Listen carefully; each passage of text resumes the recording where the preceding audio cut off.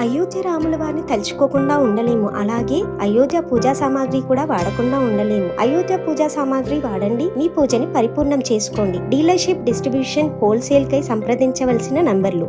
రైతులకు ఎక్కువ పరిహారం ఇప్పించండి. భూసేకరణను మానవీయ కోణంలో చూడండి. సీఎం రేవంత్ రెడ్డి. RRR కు ఒకే నెంబర్. అటవీ శాఖ భూములు తీసుకొని ప్రభుత్వ భూములు కేటాయించండి. నేషనల్ హైవేల నిర్మాణంపై సమీక్షలో సీఎం. 2 నెలల్లో హైదరాబాద్ విజయవాడ హైవే విస్తరణ పనులు అంటూ ఇక్కడ ఏపీకి తర్వాత తెలంగాణకు అనుసంధానంగా నిర్మిస్తున్నటువంటి జాతీయ రహదారికి సంబంధించి అయితే ఇంతకుముందు అది NH9 ఉండే, నేషనల్ హైవే 9 ఉండే, తర్వాత ఇప్పుడు దాన్ని 65 అయినట్టుంది. దానికి సంబంధించి 100% ఇక్కడ నుంచి అక్కడికి కనెక్టివిటీ ఉండాలి. తర్వాత దాన్ని 6 లైన్ల రోడ్డు వేయాలని చెప్పేసి ఏదో భావిస్తూ ఉన్నారు. దానికి సంబంధించి కేంద్ర ప్రభుత్వం కూడా అంగీకరించింది. అయితే ఈ నేపథ్యంలో ఒకవేళ ఇక్కడ రోడ్డు పెంచినప్పుడు ఏమైతుందంటే పక్కకున్న జాగాలన్నీ కూడా పోతాయి. పోయినప్పుడు వాళ్ళకి నష్టపరిహారం గట్టిగా ఉండాలి. ఎందుకంటే ప్రభుత్వ లెక్కల ప్రకారమే ఇస్తా అంటే వాళ్ళకి తక్కువ నష్టపరిహారం వచ్చేటువంటి అవకాశం ఉంటుంది.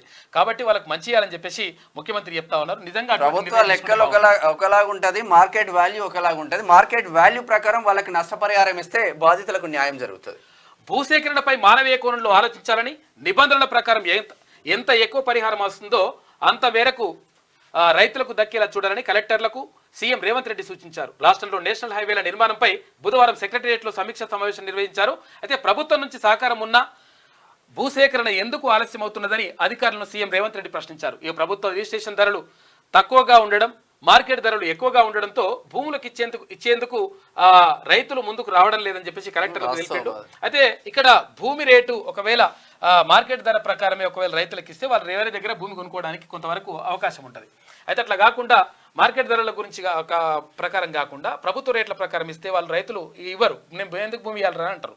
కాబట్టి అక్కడ మల్లన్న సాగర్కి సంబంధించి కానీ లేకపోతే కొండపోచమ్మ సాగర్కి సంబంధించి కానీ వీటిని నిర్మాణం చేపట్టినప్పుడు అప్పుడు కేసీఆర్ ఏం చేసిండు, ఆడ ఏమన్నా ₹1 కోటి భూమి పోతుంటే వానికి 5 లక్షల రూపాయలు, రైతుకు 5 లక్షల రూపాయలు ఇస్తాను. అరే అట్టెట్లా ఇస్తావు, మాకు నష్టం జరుగుతుంది అని చెప్పేసి వాళ్ళు బాధపడ్డారు. ఆ నేపథ్యంలోనే అట్లా జరగకూడదు, రైతులకు నష్టం జరగకూడదు అని చెప్పేసి ముఖ్యమంత్రి చెప్తా ఉన్నాడు.